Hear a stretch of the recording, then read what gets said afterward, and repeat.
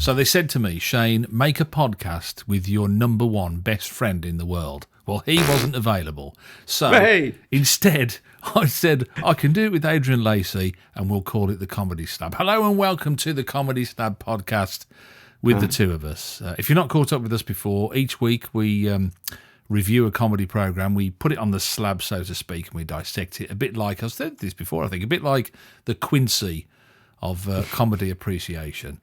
And my partner in crime, Adrian Lacey. Thank you very much. Yes, I thought you, since I'm not your number one friend, I had a horrible feeling you were saying I was a number two, but we'll move swiftly on. Before we go any further, can I just say, is it all right with the window open? I don't know, is that a song or a title of a comedy show? Is it all right with the window open? Near my window. Golly gosh, calm down. I haven't taken my meds yet. A car just went past then and I didn't know whether you'd hoyed it. Well, so. To be honest, in rehearsal, I was aware of a tractor. It's either that or it was your son on a toy tractor. Yes. It's one of the two. My neighbour, the farmer, one of them, I'll say that because there's two of them, one either side, so in case on the off chance either one listens, that saves me getting 6.5 tons of slurry through my letterbox next Wednesday. Slurry seems to be the hardest word. But they've got a poo trailer that they run round with and just fling poo everywhere. It's a thing that farmers do. I looked it up on Wikipedia. And that was pretty much your approach to working in BBC Radio, I seem to remember. Just running around flinging poo everywhere. That was why you could never see out the studio windows. That was your modus operandi. I was never that randy, I tell you. You were certainly modus. And I was at the opera a few times, but other than that, it was all a bit of a blur. We called you Modus Mouth. Anyway, where were we? Oh, yeah, podcast and all that business. So we get to choose alternate weeks. Adrian chooses a comedy program the one week, and we both review it, and then vice versa. Of course, I'll choose it the following week. It was my turn to choose last week, and I chose, I think, very wisely indeed. I chose BBC Radio 4. See, there's a car going past now. I don't know whether to close the window. No, I'll leave it. I chose, because it makes it sound more real, doesn't it? It makes it sound more immediate, don't you think? Well, you certainly need to sound more real. I thought you were virtual. I need to sound more immediate. Hands. I said so last week. Hurry up. Could you be a bit more immediate, please? And I chose the BBC Radio 4 comedy series, Cabin Pressure. Set in an aeroplane a lot of the time, but set on the fictional airline MJN. My Jet Now, that stands for, apparently. Oh, I was going to ask. Yeah. Because I didn't join it at the beginning. Yeah. MJN Airlines, which is a tiny little airline, which is owned by Stephanie Cole's character, Carolyn Knapp-Shappey. Careful how you say that. That's a tough one, isn't it? I think it's because she got married to Jonathan Head in about series 4, I think. Anyway, I don't want to spoil too much of it. You're saying Jonathan Head like any of us know who you're talking about. You know Jonathan Head from Buffy the Vampire Slayer. Oh, okay. The suave debonair I know actor. of it. Right. Do you know Jonathan Head? No? I know the name, and I haven't seen Buffy the Vampire dude for yonks. No, it hasn't been on for yonks, has it really? I think they've all been slayed now, haven't they? But yeah, anyway, so she owns the airline, and she's got a couple of pilots played by Benedict Cumberbatch and Roger Allam, and a steward who is also her son, played by John Finnemore, who wrote the series. So I don't know. I think over to you to because had you heard the whole series? I mean, just so we know where we're coming from. No, I was thinking, I don't think I'd ever listened to an entire episode. You're doing that thing again, aren't you? You won't respond to me if I ask you for a headline before we've heard the first of 3 audio clips. But oh dear me, no. Is he consistent? Is he heck? Well, you can't. I'm going to make you wait. I will answer that question at least, which is, no, I hadn't heard an entire episode. I had it sort of if it was switched on, it was switched on. I'm still a bit old school sometimes. I like what we call linear radio, which has a schedule just. And, I'm back in the day. I mean, this is from 2011, isn't it, this particular episode? Series 3, subtitle Paris, because that's where they're off to. This is from July 2011. Because wasn't this on the 6:30 comedy slot on radio? Yeah, absolutely. Yeah, and I was going to say, if I was washing up at 6:37 and I turned on the radio, I'd be sort of, a third of the way through this, struggling to catch up. Really enjoyed what I heard, but never could fully follow the story on account I hadn't listened from the top. I think it's the nature of your erratic washing up habits, isn't it? That's the thing, is that... I was fully clothed. None of your erraticism. Erotic just because I had an apron on, you think I got nothing behind it. What's that dangling in the water? That's my brush. Leave it. One reason my marriage failed, ladies and gentlemen.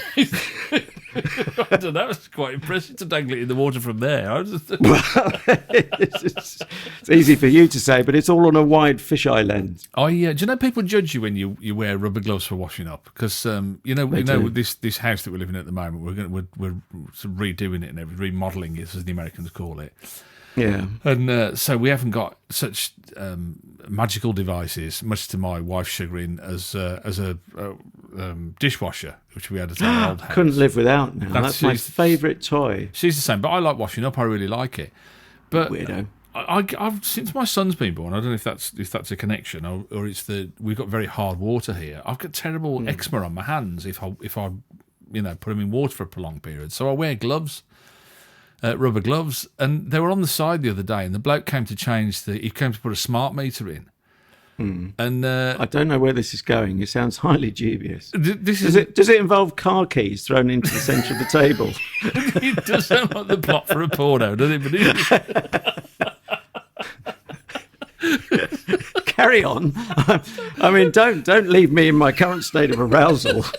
I don't think I can. I need satisfaction. I feel like if I tell you the rest of the story, you'll judge me as much as he did. I'm thinking more we need an e-certificate already, the way it's going. I would never judge you, you filthy, rotten... Carry on. Anyway, I can't get marigolds to fit my hands. They're too small. It's your hands you're putting them on. I've tweeted Marigold about this, but she never replied. So, hey, So I can't. So I buy these from. Do you have Wilko's down where you are? Do you have Wilko's in Kent? Occasionally, yes. Yes, we do. We do. What do they come up just like a pop-up shop? Yeah, pop-up Wilko's. I thought you meant Wilko Johnson and. And the solid senders. No, I was thinking. What's the other lot?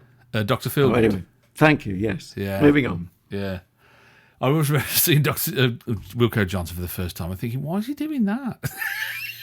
What, with his marigolds? You know, the way he walks around the stage, like he's like very stiff as a board, playing his Telecaster like this and waggling his head. Oh yeah, freaky.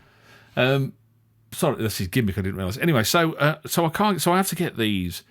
I think they're designed to wash your car. They're car washing gloves, the big blue ones. They do look a bit like I'm about to murder somebody and put them into a vat of acid.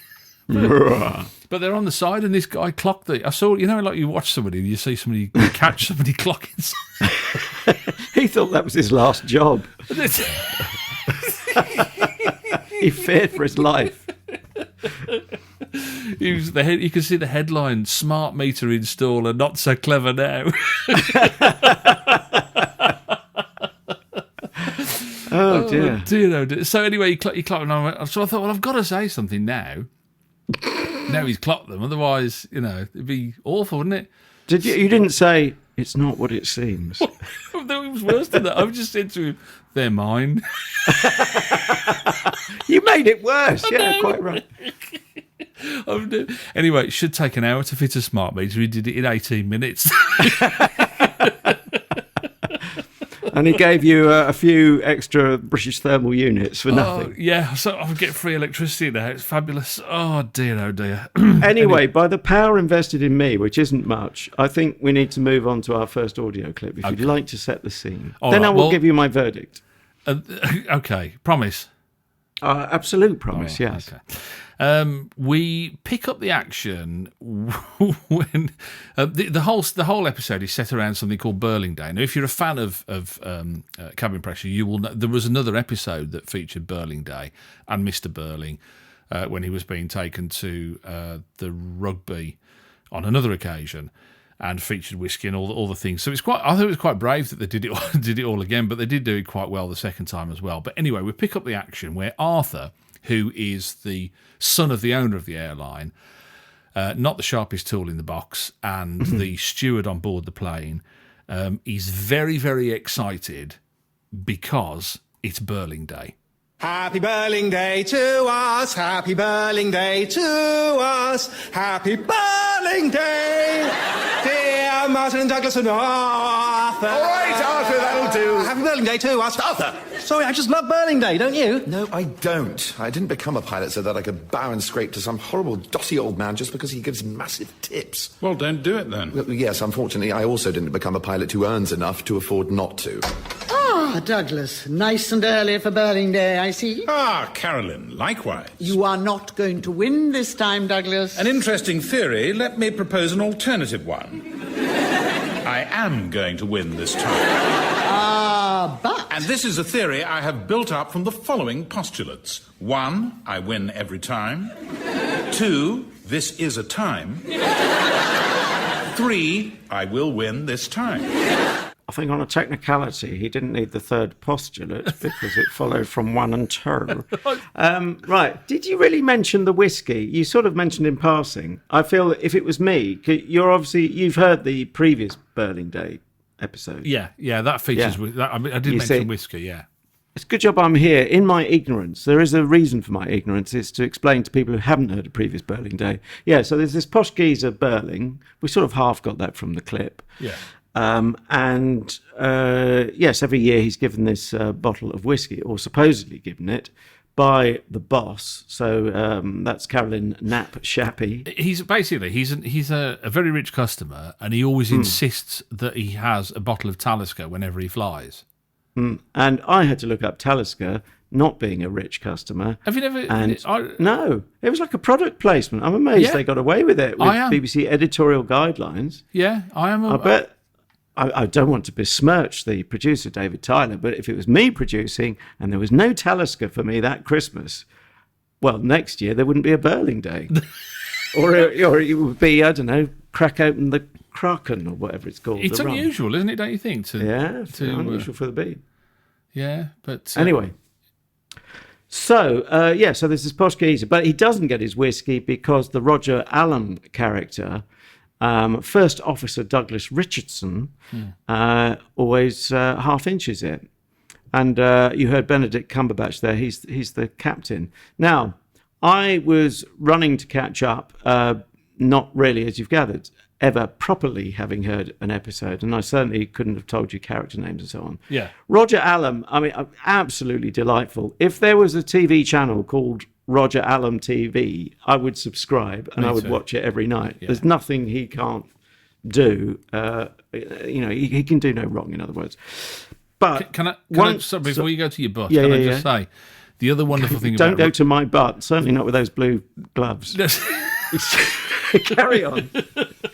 This is a carry on. The other wonderful thing about Roger Allam is when you have a child and they start watching children's TV, you inhabit this world of, like, you know, garish colours and adults singing songs out and stuff like that. And then every so occasionally, somebody that you know from the real world pops up. The real world. And Roger Allam actually voices a children's programme, a little cartoon thing called Sarah and Duck. And wow. to listen to Roger Allam, Sarah and Duck. Sarah and Duck. Sarah and Duck is quite wonderful. Anyway, your butty's on the line. Yes, figuratively speaking. So we have, I always want to call her Carolyn Slap-Happy, or Happy Slapping or something. Anyway, it's not actually in my interest as a baldy, or you neither. But so John Finnemore, who we've gathered wrote it, he plays Arthur Shappey, daughter. Gosh, this gin is strong. Son of Carolyn Knapp-Shappey. But Benedict Cumberbatch is the captain. What I was going to say was, I do detect, do I not, thwarted ambition in the bitter voice of Roger Allam in this. He wants to be captain, presumably. He's playing older. He is older. That's the deal, isn't it? Yeah, basically what happened was that I think Benedict Cumberbatch is the captain because he does it for free. He doesn't get paid. Budget. He had to put himself through flight school because he was so bad. Right. And the only way he could get a job as a captain is if he doesn't actually get paid. So he doesn't get paid. Yeah, but so Roger Allam just has fun with him all the while because everybody thinks he's the captain and he thinks he should be the captain. So so it's kind of that dynamic going on there. Oh, there is a line later. I don't think it's in one of your clips. Shut me up if it is, about the monkey and the organ grinder. And of course, technically speaking, Roger Allam being the senior partner, or his character, would wish to be the organ grinder. But he says very acidly to the Benedict Cumberbatch character, Captain Martin Creef, "Oh no, I'm sure you want to be the monkey. He has such an interesting hat." Or something like that. Much better hat. So he's digging away, isn't he? Imagine picking that scab for a lifetime. Before I ask you, because you've still evaded saying what you. No, I will answer, but yes. We'll be on to the second clip in a second. The thing that strikes me about this, and I think it manages to surmount it, is that the action takes place a lot of the time in the same place, and it is a very narrow cast.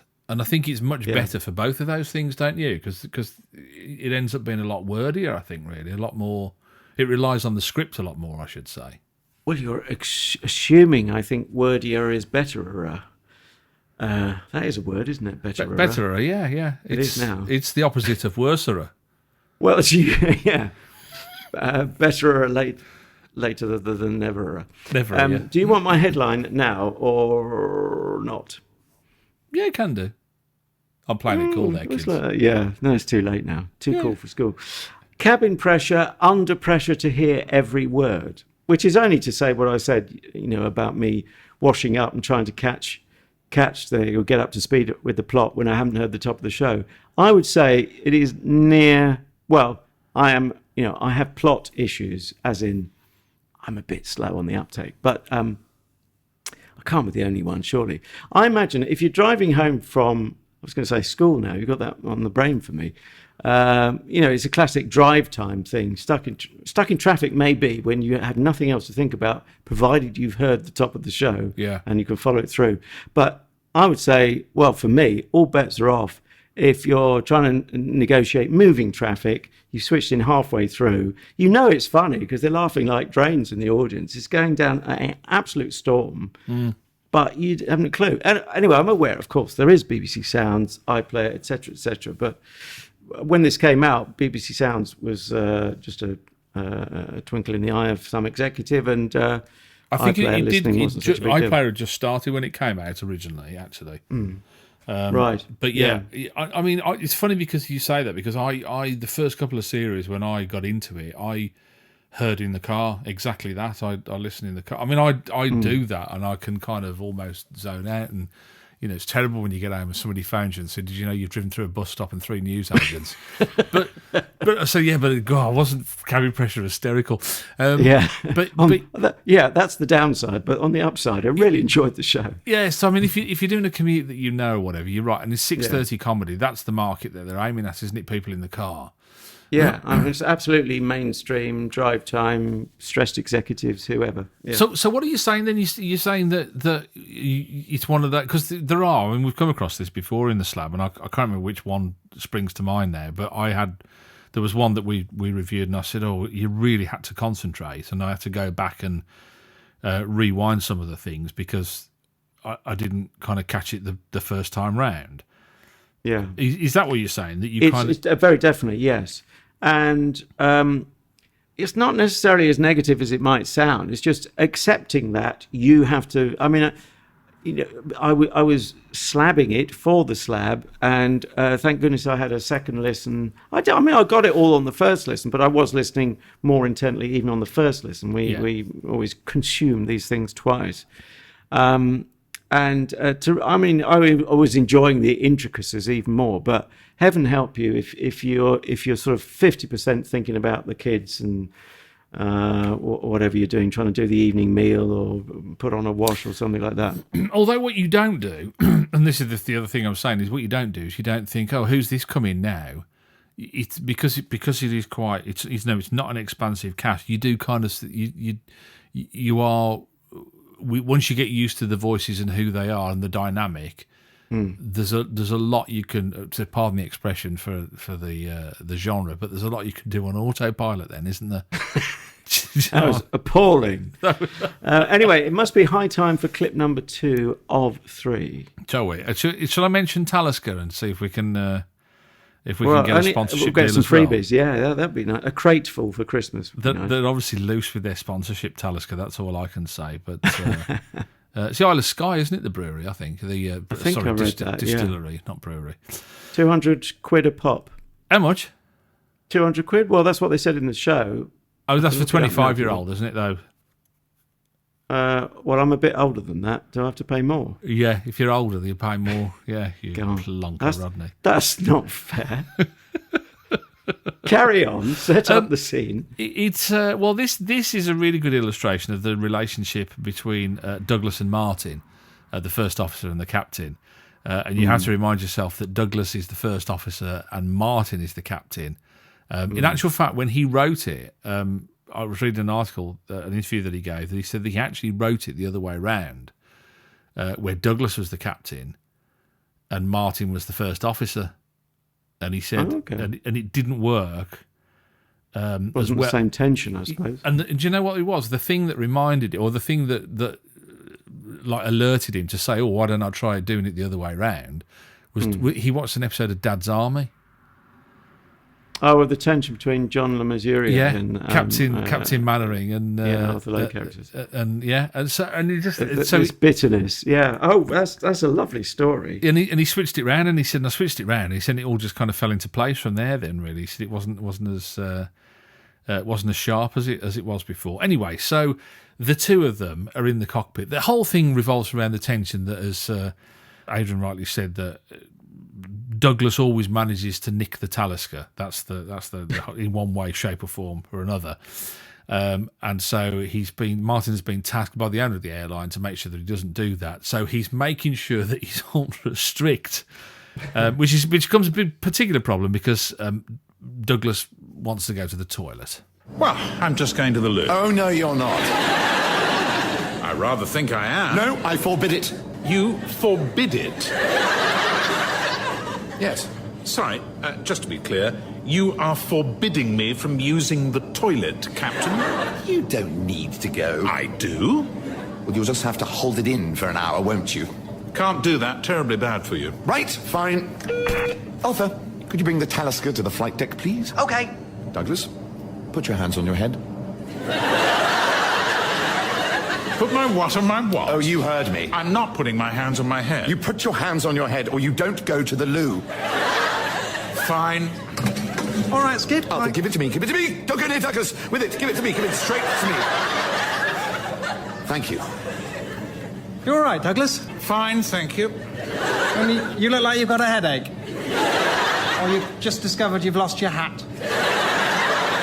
Douglas, you may go to the loo. I don't need to go anymore. Oh, what a surprise. Go anyway. I don't want you pulling this again in 10 minutes. Your wish is my command. Before we go any further, for legal purposes, we should say it's a positive production. I think I've already mentioned it's producer-director David Tyler, a very talented guy there, to do both as well, but that often happens in comedy. It used to happen more in TV comedy as well. But two separate roles now. And Jeff Posner, of course, the company made up of Tyler and Posner. I mean, Jeff Posner, I mean, if you look at his back catalogue in terms of producing comedy, it's like a a who's who of a generation for comedy, isn't it? For Jeff, really, he's incredibly. Yeah, absolutely. An incredibly talented guy. I do love, and I wonder how difficult it is when you're writing it for yourself. But I do love John Finnemore as Arthur. You know, like that. He's got his hands on his head. He said, "You look like you might have lost your hat." He writes a lot of good lines for himself. He doesn't write a lot for himself, but he writes some really funny lines for himself. And I always wonder whether, you know, if you're the writer, that the other actors, I mean, obviously they're all, you know, quite comfortable in their own skin, the actors that are involved in it. But you do wonder whether he's writing all the jokes for himself here. Yeah. Strange enough for me, it's not one of the stronger characters, but, you know, he's made himself a sort of fool type, which is a great foil for the other jokes. A couple of things I wanted to get through, if I may. He's Pike, isn't he? I suppose so, yeah. Immediately I saw Pike's scarf, as you said that, from Dad's Army, his red and white scarf. Can I just say, you might like this. I don't know if you know that the series, there are 26 episodes in the series of Cabin Pressure. I've got a few more to enjoy, haven't I? And they're all in alphabetical order. Oh, not geographical order of where they're flying to. No, so if you look at the episodes, it starts off A, B, C, D. Oh, that's how he writes them. You mean? All the destinations are like they're A to Z. That's why there's a really unpronounceable one I'd never heard of. Is it the Chinese one, Zhangzhou or something? Possibly, yes. Anyway, look, here's the thing. Effectively, let's not kid ourselves. It's a whodunit, isn't it? I mean, brilliantly disguised. Yeah. As being on a... It needn't be on a plane. It could be anywhere. I mean, it's hugely enjoyable. But I've got a whodunit for you, Shane, and for people listening at home or on the move, wherever you're listening to us. Are you up for this? I'll warn you, though. I'll warn you. I'm a big fan of Columbo, so... all right. Yeah. Just one more thing. Just one more thing, man. Is there something, because I knew to listen out for it, but do you notice something about the audience that might be slightly surprising? Not shocking, not a huge deal, but slightly surprising for this kind of show in this kind of slot? I know what you're driving. I don't. What series was this from? I can't remember what we said now. This is from series 3, I think. 3. Yeah. You're going to say they sound young. Yeah, you're already there by the sound of things. You know why they're young. Well, yeah, I'm not sure whether it was by series 3 that happened. I don't. I think you'll find the Benedict Cumberbatch. Let me put an alternative view. It was by series 3. Oh, was it? To take a Roger Allam type approach. Right. What we're talking about is it started in 2008, I think I read, the year of the crash, not an airline crash. What happened then in between 2008 and 2011 that made the audience younger than it might have been otherwise? I can't remember what it was called. Whatever. Well, that's not very good. Benedict Cumberbatch thing. What was it called? Not very good deduction. How much can I help you? Shall we go to Baker Street and see if the answer's there? Sir Arthur Conan Boyle. I can't remember his name. Haven't you got a home to go to? What? Sherlock Holmes. Oh, thank you. What was no it clue called, from me. Well, just called Sherlock Holmes, I think you'll find. Oh, was it? I'm greatly mistaken. Maybe you were thinking, you were overthinking.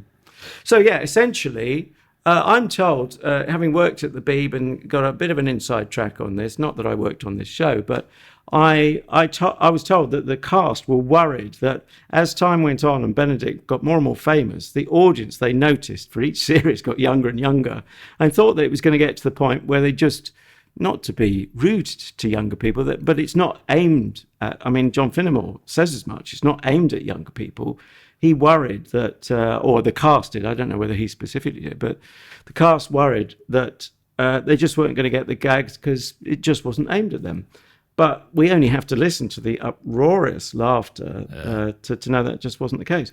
And while I'm on that, I'll shut up after this. But although you don't know if it was sycophantic laughter, do you? Really, because it was like, it's Benedict Cumberbatch. He's on stage. He's fantastic. Okay. Well, any actor will tell you if they've got the luxury through their career of observing them get more and more famous, they get more and more laughs, and they will tell you probably if they're being brutally honest, they don't get any funnier. It's just, yes, there is a bit of that. But anyway, there's a show as we speak on Tuesday. This should be available on BBC Sounds for at least another month. Telling Tales, which is John Finnemore, the writer of this and the performer, as we've heard, in conversation, where he talks about this and John Finnemore's Souvenir Programme, which is another Radio 4 series and so on. So that should be good. That's a good programme, actually. I quite like that. The Souvenir Programme, it's like his kind of own sketch sort of thing, very good. I know he said at one stage it was like Beatlemania. He said some people in the audience had flown in from parts of Europe. Oh, my word. Including Scotland. Just to see Ben. And do you know what? The nice thing is that he said, and you think, well, you don't have to say this, but he said, and credit to Benedict Cumberbatch, that he never at any stage changed. He said he was the same guy that was in Series 1, he said, and when we finished Series 4 or whatever, he said he was exactly the same guy. It was nice, isn't it, that, don't you think? It's really a real testament and tribute to the bloke. Yeah, absolutely. I mean, and it takes a certain strength of character to remain that way. Yeah. And it was just called Sherlock, was it? Oh. I never watched it. I didn't watch that. I must admit, it was one that passed me by. Oh, I enjoyed it. Don't tell me you watched one episode while you were washing up. With my blue gloves on. No, my wife, before we separated, that was another staple of our sort of TV dinners. She really loved it. But of course, they weren't churning them out. They try to explain to the Americans, you have a hit show, and it was a BBC technology guy who was talking to us about something in a different context. He could not get his head around the fact you've got this hit property, as they would call it in the States, and big shock horror or Sherlock horror. Next year there are going to be 3 new episodes. They say in the States they'd be milking it like crazy. You'd have 50 episodes to look forward to, and that's what ruins it. I think a lot of the time is that it can do. Yeah, they will kill the goose, as it were. Final clip. I think it's time. Do you want to do the setup? Well, you kind of have in a way by saying that this really is a whodunit, because I think that's the thing that struck me with this particular clip is that I won't drag it out make it any more complicated than it is. It's quite simple, really. That Douglas and Martin are on the flight deck and they're trying to figure out who has actually stolen the whiskey, whether the whiskey's been stolen. Anyway, Douglas, as you would imagine, has a theory. Martin, it wasn't me, or you, or Arthur, or Mr. Burling who stole Carolyn's whiskey. It was Carolyn. What? Douglas is definitely Miss Marple. That's who Miss Marple would have picked. Or rather, she didn't, because there was never any whiskey to steal. Look, Carolyn knows that every year I steal the whiskey. Suddenly she realizes if Mr. Burling's not going to get the whiskey, why bother providing it? If she simply refills an old Talisker bottle with cheap whiskey and then reseals it with the nail varnish trick I taught her, she can open it in front of us, tell us it's the real thing, and then when Mr. Burling finds out it's not, everyone will blame me and she'll save herself £200. And then, she thinks, why not actually make some money into the bargain? If she can convince you to accept the deal, then whether I steal it or not, she can sting you for £100. No, she wouldn't do that. I'm afraid so. You're the mark, Martin. The cat's paw. The schmuck. The fall guy. You've been played like a cheap pianola. That's one of my favourite lines. You've been played like a cheap pianola. Because, I mean, the irony is that he's just playing with him all the while. He's like a cat with a mouse, isn't he? Don't you think? Well, I was just going to say, but we're going to do a bit of that, I suppose. You might think that was a spoiler, and we should have said spoiler alert. It either is, or I have an alternative theory, it isn't. Anyway, we'll leave that hanging there because it is enjoyable, and you kind of know, and yet, because of course, well, you have perhaps more of a sense of where it's going to go. Anyway, like all good whodunits, it's not necessarily quite what it seems, not straightforward. Talisker, according to, Waitrose, £249 now, but then it is 8 years since that show was broadcast. I know. But you might find it cheaper elsewhere. I'm glad I don't drink whiskey. It's an expensive hobby, isn't it? If you, I'm impressed you knew it as the 25-year-old. Had you researched that, or you just instinctively know it? No, they. Do they say it? Do you know, I bought some for somebody. So you really are Lord Rockefeller. No, not 25-year-old. I just bought some ordinary bog standard run-of-the-mill. But then you replaced it with nail varnish. No. Did he explain what the nail varnish trick is? Did he? Because that's. I don't think in that clip, but they do. Yeah, they explain it earlier on if you listen to the whole show. That's in the other episode about the whiskey. That's what he does. Is that? And they said, well, I heard the cap crack when you opened it. And what he does is he just paints nail varnish around the cap. So when you twist the cap, it goes like it's the seal on the cap. That was the whole, which I thought was a nice callback to the previous. But of course, it didn't. Well, I kind of sensed there'd been a previous show, as much as anything from the audience reaction. Coming back to the audience, that in clip number 1 we heard you got a sense of a prehistory and. They knew something I didn't at that stage. Did you think? Here's the thing, and I'd never done this before. It was only because we were actually sitting down to critique the show that it made me think it. I got a sense of Blackadder about it. Well, I was trying to put it into a category, but I didn't particularly think of that. Although I take your point entirely about the Tony Robinson Baldrick type.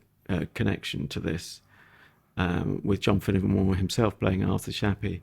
No, it hadn't particularly occurred to me. It has in other shows we've done, and I've probably said as much. But no, once I got what type of genre is it? Oh, yes, it's whodunit. Once I got that, it made sense. But the wonderful thing is no one's been murdered, but, a bottle of whiskey has been murdered, as it were.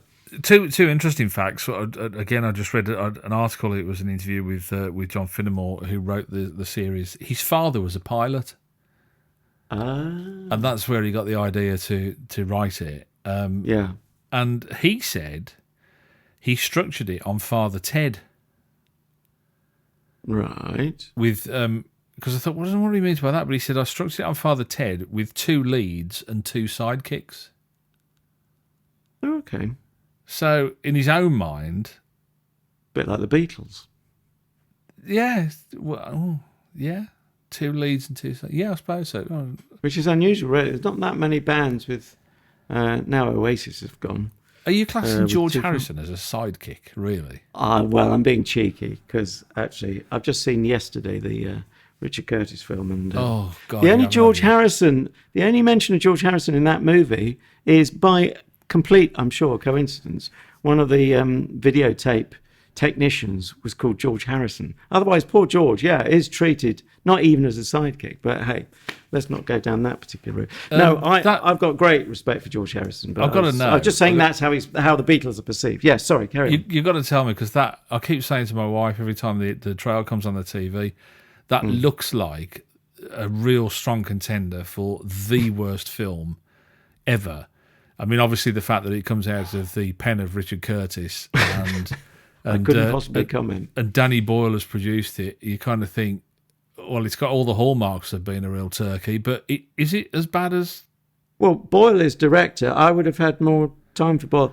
Richard Curtis. I'm sorry, long ago left the planet really for Chocolate Box, Sville, and what will sell into America, I think. Nice enough guy, and of course he co-wrote Blackadder. Coming back to that, didn't he? So but yeah, this is a real digression though. But yes, no, it's not the worst film ever. And at the end of the day, you still get a load of Beatles tunes. But plot was there. Well, there was a plot, but it got very lost. Either it got lost, or I got lost, or a bit of both. Sort of halfway through. I saw the trailer and it said, imagine a world where the Beatles didn't exist. And I thought, no. No, it does sound like, yeah.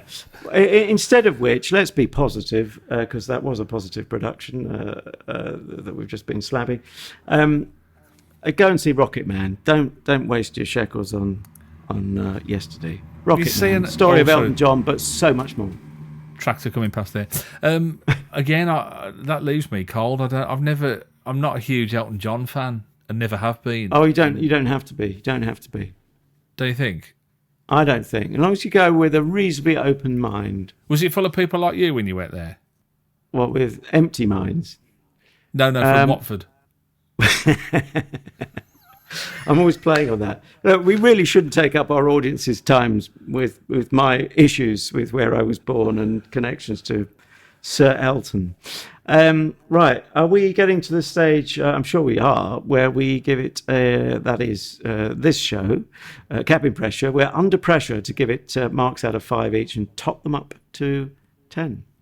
I think so. Can I just mention, just before we do that, just to mention John Finnemore's chops, his writing chops, and I just looked up just to see some of the stuff that he did. I knew he'd done obviously his own stuff that some of the stuff that you mentioned. He wrote on that Mitchell and Webb sound, which was the Mitchell and Webb radio series, version, wasn't it? Before it all kicked off on TV. Yeah.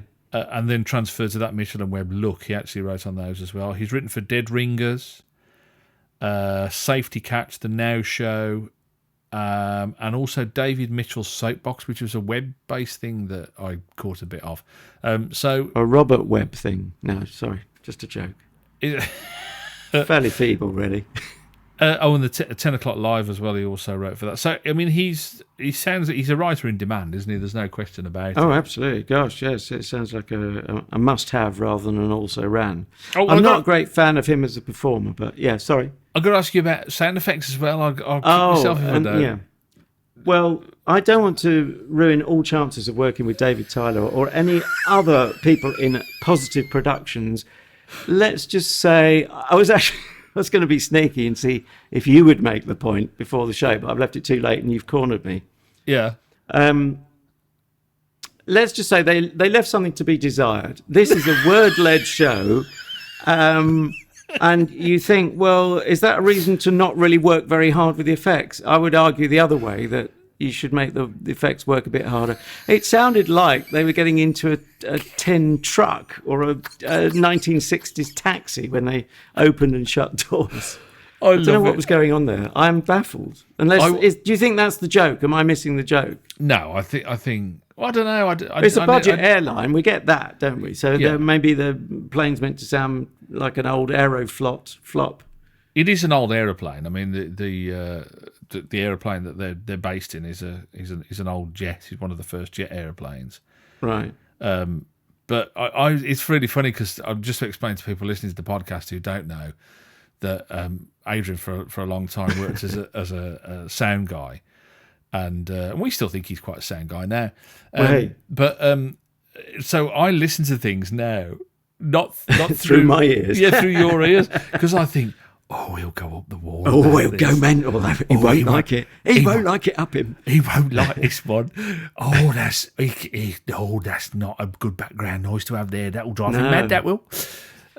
So yeah, they did at least. They did give them credit, and because I do want to work for Positive Productions because they've done some fine stuff. You get an atmosphere change, a sound atmosphere change as you move into the cockpit from the main. What do you call it? Where the passengers sit, the main cabin. Part of the cabin. Thank you. It's not like it's not in the title to remind me, is it? No.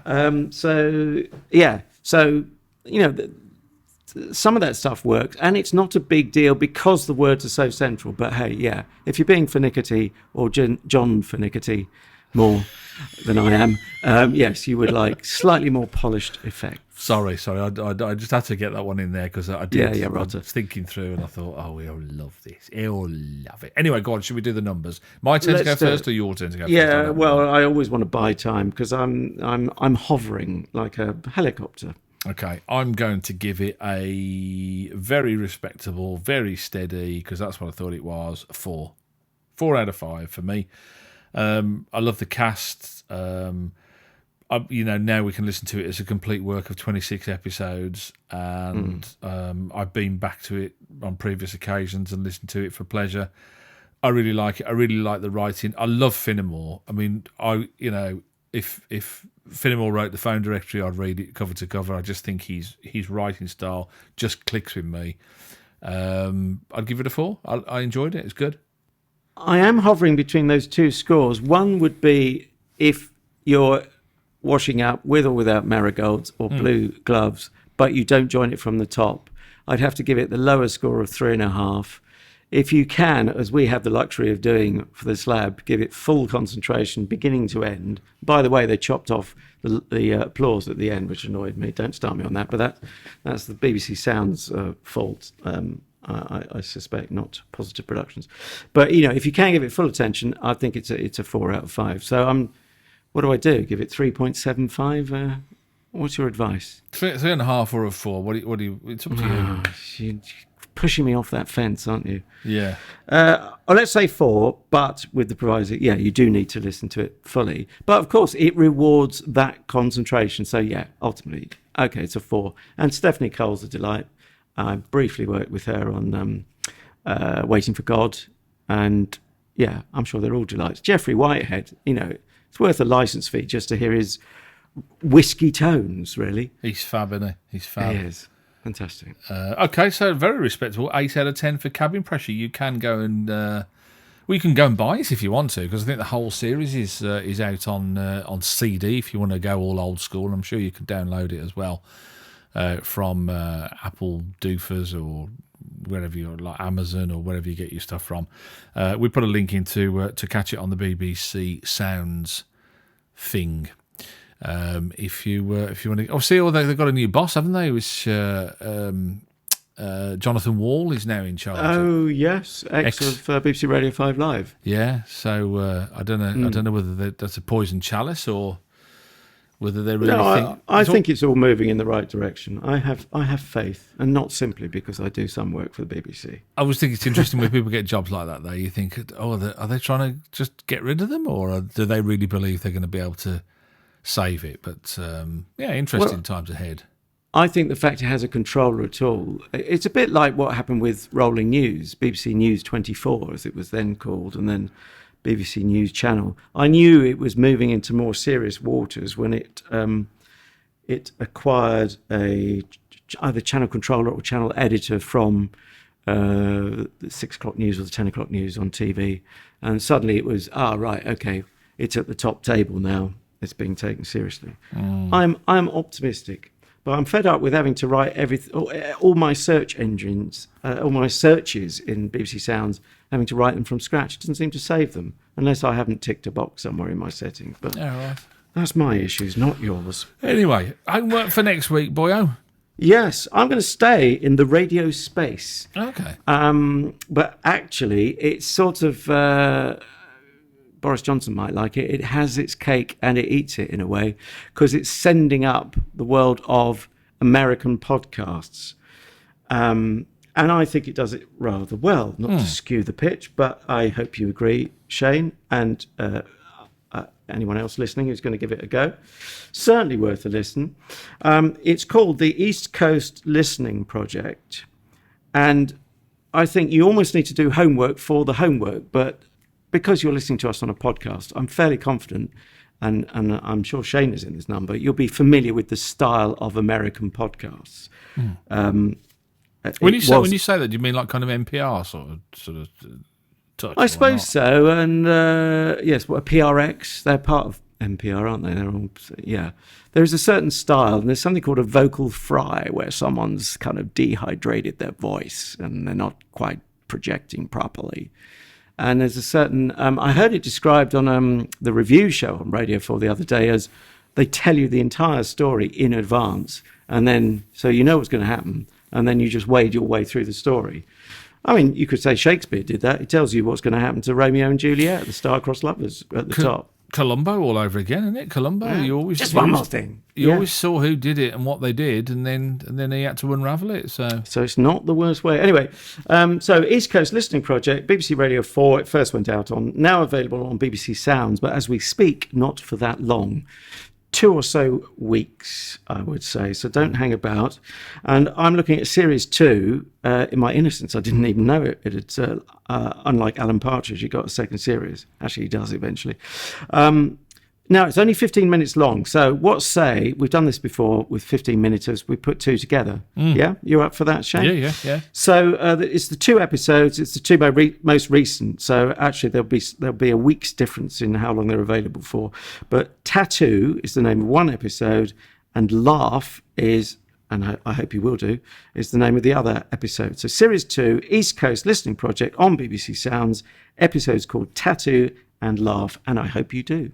If you've enjoyed this podcast, don't forget you can get other episodes at, we lodge permanently at Spreaker, but we like to disseminate ourselves all over the place because those are the kind of guys we are. You can catch us on Apple Podcasts, basically wherever you get your podcast from, including Spotify and Stitcher as well. Is that artificial dissemination? Anyway, we'll leave that hanging there. Right, I'm doing something to do with social media, I'm quite sure. So we are at Comedy Slab.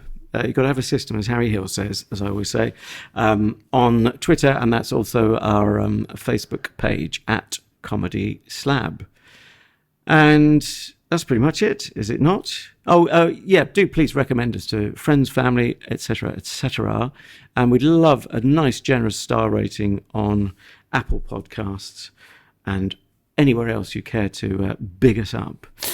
So until next time, I'm off to put my blue rubber gloves on and do whatever takes my fancy.